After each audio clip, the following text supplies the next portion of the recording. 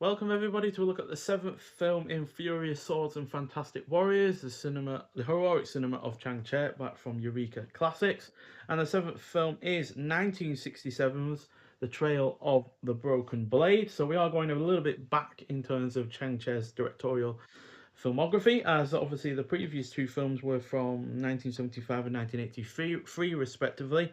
And before that, on the first case, we were never outside of the 70s. We were in 74 twice, 71 and then 73. So yeah, this is definitely the oldest one on this release by a few years, but nonetheless it is a martial arts film clocking in at 108 minutes long. Stars like Sir Chin Ping, who was in the really rather great This Bells of Death, another Eureka release, as well as Jimmy Wang Yu, who in the same year as this was also in The One-Armed Swordsman, another great release, as well as its follow-up, The Return of the One-Armed Swordsman, as well as Zatuchi Meets the One-Armed Swordsman, and Beat of the War Gods, which he also directed. I highly recommend all four of those films from Jimmy Wang Yu, as well as The Bells of Death as well. So, chivalrous swordsman Jun Zhao goes in search of a fugitive named Li Yu in order to reunite him with his love, Li Lao Zhan.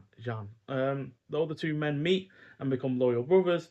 Li does not reveal his true identity until Jun Zhao's life is endangered by swordsmen from Flying Fish Island who are looking for revenge. As yeah, Jun Zhao is a actually kills one of the people from the Flying Fish group at the start of the film to protect Li Jian, and therefore, yeah, they're out for revenge. But also, he's trying to look for someone he's actually really deeply emotional for. But obviously, she's in love with someone else, and therefore, he, being as chivalrous as he is, doesn't want to get in their way and take advantage of her, as obviously the one that she actually loves is on the run. So, yeah, this is nonetheless a Chinese opera by way of a martial arts film, as there are montage sequences that have songs included alongside them and plenty of drama to its plot, which is all backed up by the typically great fight scenes and violence that we've become used to with these Chang-Chi efforts.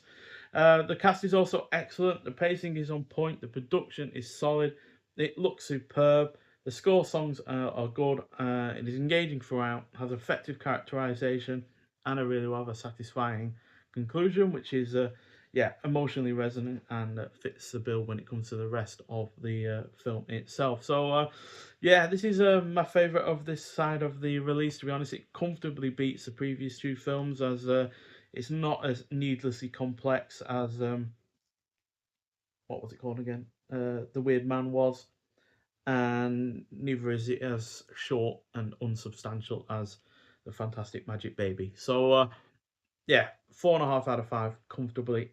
Easily one of my favourites in this release so far. Ranks alongside, which was the one that I gave 4.5 out of 5 on the previous box? King Eagle. So yeah, we've got two in at the moment out of 7 that have gotten that score, which obviously isn't spectacular, but the film itself is great in its own right, and yeah, it's just so good and such a highly recommended film, quite frankly. I guess it's no real surprise given I've been a massive fan of at least 4 other Jimmy Wang Yu films, and yeah, he helps make this film as great as it is. So, yeah, we've also got a 1080p high definition presentation of this film. Like I said, looks superb. Obviously, you can see the somewhat limitations of the sets that are on offer and such, but that doesn't make the cinematography any less great or the general look of the film either. So yeah, all good on that front. We've also got a new audio commentary on the film by film critic David West, and